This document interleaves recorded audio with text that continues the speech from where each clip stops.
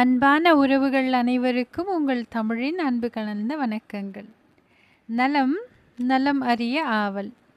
இன்னைக்கு நாம எந்த தலைப்பை பற்றி பேச போறோம்னா திருமணம் அப்படிங்கிற ஒரு தலைப்பு. இந்த தலைப்பை கேட்கும் பொழுது சிலருக்கு கொஞ்சம் தயக்கமாக இருக்கலாம், சிலருக்கு கொஞ்சம் கூச்சமாக இருக்கலாம், சிலருக்கு கொஞ்சம் வெறுப்பாகவும் இருக்கலாம். ஆனால் இந்த தலைப்பு இன்றைய காலகட்டத்தில் மனித வாழ்க்கைக்கு எவ்வளவு தேவைப்படுது அப்படிங்கிறத நம்ம போக போக தெரிஞ்சுக்கலாம். ஒரு காலத்தில் திருமணம் என்பது ஒவ்வொரு மனிதனுடைய வாழ்வின் முழுமையை குறித்தது. ஆனால் இன்னைக்கு திருமணம் அப்படிங்கிறது ஒன்று செஞ்சுக்கிறதுக்கான விருப்பம் அவ்வளவா இல்லாத சூழ்நிலை, மனநிலை மனிதர்களிடையே தெரியுது. இன்னொன்று, நிஜமாவே திருமணம் செஞ்சு வாழ அந்த உறவுக்குள்ளே நுழைவதற்கான ஒரு தயக்கமும் இருக்குது.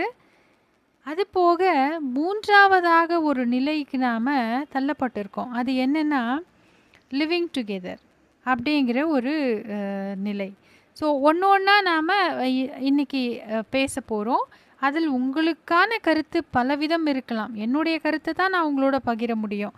உங்களுடைய மனதில் தோன்றக்கூடிய கருத்து என்னவாக இருந்தாலும் அதை கமெண்ட் செஷனில் நீங்கள் தெரியப்படுத்துங்க. அதை நாம் என்ன ஏதுங்கிறத எல்லாருமே பார்த்து தெரிஞ்சுக்கலாம் இல்லையா? அதுக்காக நல்லது.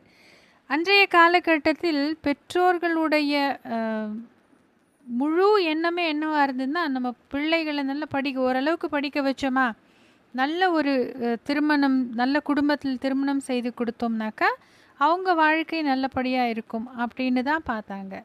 அதனால் திருமணம் அப்படிங்கிற வார்த்தை ஒரு மனிதனின் வாழ்வில் முழுமையான ஒரு எண்டுன்னு சொல்கிறோம் இல்லையா? ஒரு படத்தை பார்த்து முடித்தோன்னா அந்த படத்தோட இறுதி கட்டம் எப்படி நல்லா முடிஞ்சுது அப்படின்னு சொல்கிற மாதிரி ஒரு மனித வாழ்க்கையின் இறுதி கட்டம் முழுமை அடைவதற்கான ஒரு வாய்ப்பு திருமணம் அப்படிங்கிறதா வச்சுருந்தாங்க. அதனால் பெருசாக பணம், பொருள் இதையெல்லாம் பார்க்காம நல்ல மனிதர்களுக்கு தன் பிள்ளைகளை திருமணம் செய்து கொடுக்க வேண்டும்ங்கிறதுல ரொம்ப தெளிவாக இருந்தாங்க. ஏன்னா அப்போ தான் நல்லபடியாக வச்சு பார்த்துப்பாங்க, அந்த குழந்தையும் நிம்மதியாக சந்தோஷமாக வாழ்க்கை நடத்தும் அப்படிங்கிறதுக்கு.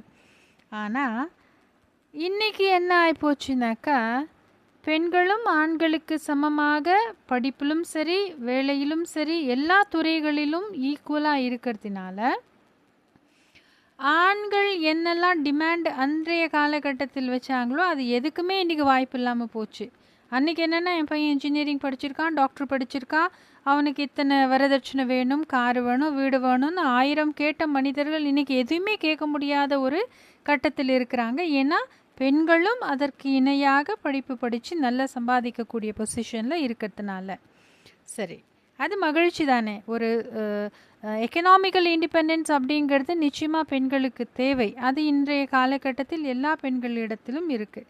ஆனால் அந்த எக்கனாமிக்கல் இண்டிபெண்டன்ஸ் இருக்கும் ஒரே காரணத்துக்காக பாதி பெண்கள் எனக்கு திருமணமே வேண்டாம், எனக்கு அதில் ஒன்றும் பெரிய நாட்டம் இல்லை அப்படின்னு ஏதோ இரு அனுபவங்களை வைத்து கொண்டு எங்கேயோ யாரோ கல்யாணம் பண்ணி கஷ்டப்பட்டாங்க அப்படிங்கிறத வச்சுட்டு எனக்கு அந்த மாதிரியான வாழ்க்கையில் ஈடுபாடு இல்லை அப்படின்னு ஒரு முடிவெடுக்கிறாங்க. அது எந்த அளவுக்கு சாத்தியம்னு தெரியல. அவங்களுக்கு மன வலிமையும் மன தைரியமும் இருந்தால் அவங்களால தனித்து வாழ முடியும் அப்படிங்கிற ஒரு எண்ணம் இருந்தால் ஓகே, ஃபைன், அது அவங்களுடைய விருப்பம். ஆனால் லிவிங் டுகெதர் அப்படிங்கிற கான்செப்டுக்குள்ளே வரும் பொழுது இந்த லிவிங் டுகெதரில் உங்களுக்கு ரெஸ்பான்சிபிலிட்டின்னு எதுவுமே கிடையாது. இன்றைய காலகட்டத்தில் மேலை நாட்டு மோகத்தினாலே நாம் எல்லாரும் நிறைய மாறிக்கிட்டு வரோம். அது அவங்களுடைய மேலை நாட்டு மனிதர்கள் வாழ்க்கை எப்படி இருக்கோ அதை பார்த்து நாமளும் அந்த மாதிரி வாழ்க்கை வாழணும்னு ஆசைப்பட்டுக்கிட்டு அதே மாதிரி மாறிக்கிட்டு வரோம். நிறைய பேர் மாறிட்டாங்கன்னு சொல்கிறோம். அந்த லிவிங் டுகெதர் கான்செப்டில் ஆணும் பெண்ணும் சேர்ந்து வாழ்கின்ற வாழ்க்கை, அங்கே திருமணம்ங்கிற பந்தம் கிடையாது. அவங்க குடும்பத்தாருக்கும் தெரியப்படுத்துகிற அந்த வழக்கு இல்லாமல் இருக்குது. விருப்பப்படும் பொழுது உடல் தேவையை பூர்த்தி செய்து கொள்வதற்காக இணைந்து வாழ்வதும், மற்றபடி நீ என்னை எந்த கேள்வியும் கேட்கக்கூடாது, நான் என் விருப்பப்படி சம்பாதிக்கிறது, வாழ்கிறது, செலவு பண்ணுறது இருப்பேன், நீ உன் விருப்பப்படி வாழ்ந்துக்கலாம், எனக்காக நீயோ உனக்காக நானும் இது அதெல்லாம் பண்ணுற அந்த கமிட்மெண்ட்ஸுங்கிறது எதுவுமே நீ எதிர்பார்க்கக்கூடாது. விருப்பம் இருந்தால் இணைந்து வாழலாம், விருப்பம் இல்லைன்னா நீ உன் பாதையை பார்த்துக்கிட்டு போ, நான் என் பாதையை பார்த்துக்கிட்டு போகிறேன் அப்படிங்கிற ஒரு மனநிலையில் தான் இந்த லிவிங் டுகெதர் கான்செப்ட் இருக்குது. இது எந்த அளவுக்கு நம்மளால் ஏற்றுக்க முடியும்னு தெரியல. ஏன்னா நம்ம தாத்தா பாட்டியெல்லாம் பார்த்தீங்கன்னா 60 ஆண்டு காலம் 70 ஆண்டு காலம் திருமண வாழ்க்கையில் ஒன்றாக இணை பிரியாமல் வாழ்ந்து புள்ள குட்டி பேரம் பேத்தி எல்லாம் எடுத்து சந்தோஷமாக வாழ்ந்த மனிதர்களும் இருக்காங்க. எங்கேயோ 1-2 இடங்களில் பிரச்சனை சண்டை சச்சரவு இருந்தாலும் கணவன் மனைவி உறவுங்கிறத விட்டு பிரியாமல் அந்த வாழ்க்கையை கட்டி காப்பாற்றிக்கிட்டு வந்த மனிதர்களும் இருக்காங்க.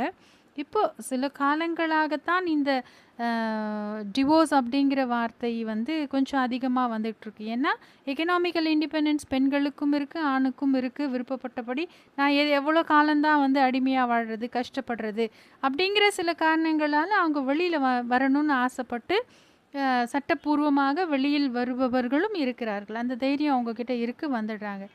ஆனால் பெண்கள் எனக்கு இன்ஜினியரிங் படித்த மாப்பிள்ளை தான் வேணும், ஏன்னா நான் இன்ஜினியரிங் படிச்சிருக்கேன், 1.5 லட்ச ரூபாய் சம்பாதிக்கக்கூடிய மாப்பிள்ளை தான் வேணும், நானும் அதுக்கு ஈக்குவலாக தான் சம்பாதிக்கிறேன், எனக்கு நான் என்னெல்லாம் பண்ணாலும் அவர் எதுவும் என்னை கேட்கக்கூடாது அப்படின்னு திருமணத்திற்கு முன்பாகவே பல கண்டிஷன்ஸ் வைக்க ஆரம்பிச்சிட்டாங்க.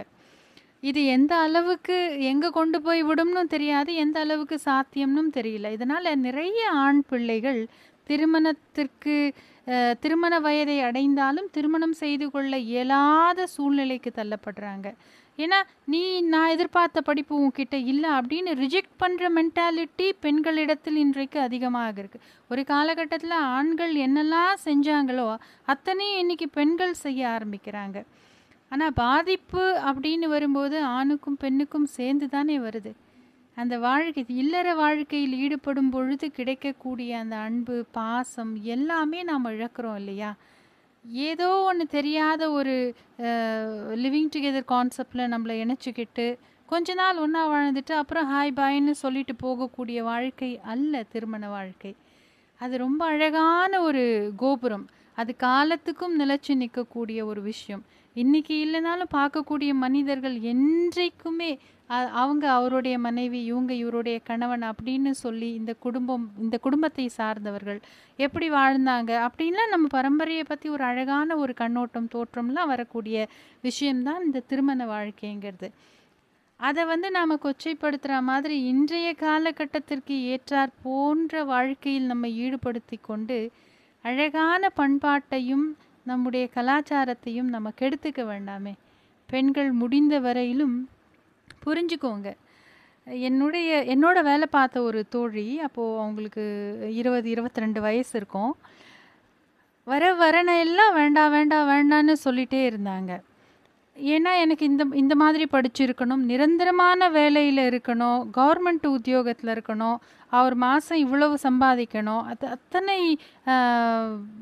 இதுவும் வச்சுருந்தாங்க, ரூல்ஸும் வச்சுருந்தாங்க. ஆனால் அவங்களுக்கு வந்து இப்போது 44 வயசு ஆகுது, இன்னமும் கல்யாணம் ஆகலை. இப்போ அவங்க யார் என்ன இனத்தை சார்ந்தவராக இருந்தாலும் பரவாயில்ல, கல்யாணம் பண்ணிக்க தயாராக இருக்கேன் அப்படிங்கிற ஒரு மனநிலைக்கு வந்துட்டாங்க. ஆனால் இன்றைக்கி வயசு அவங்கக்கிட்ட இல்லை அப்படிங்கிற காரணத்தினால அவங்க பிறரால் ரிஜெக்ட் பண்ணப்படுறாங்க. இதான் வாழ்க்கை. ஒரு காலகட்டத்தில் நாம் ரிஜெக்ட் பண்ணோன்னா நிச்சயமாக நம்மை ரிஜெக்ட் பண்ணக்கூடிய காலகட்டமும் மிக விரைவில் வரும். கல்யாண வாழ்க்கைக்கு தேவை மணமகனும் மணமகளும் மனம் ஒத்து வாழக்கூடிய எண்ணமுடையவர்களாக இருக்கணும், அவ்வளோதான். பணம் பார்த்து வாழக்கூடிய வாழ்க்கையாக இருந்தால் அது ரொம்ப சீக்கிரத்தில் பிரிஞ்சு போயிடும். மனம் பார்த்து உண்மையான அன்போடு புரிதலோடு வாழ்ந்தால் போகிறோம். சொகுசான வாழ்க்கை கொஞ்ச காலந்தாங்க இருக்கும், அன்பான வாழ்க்கை இறுதி வரையிலும் இருக்கும். இது என்னுடைய கருத்து.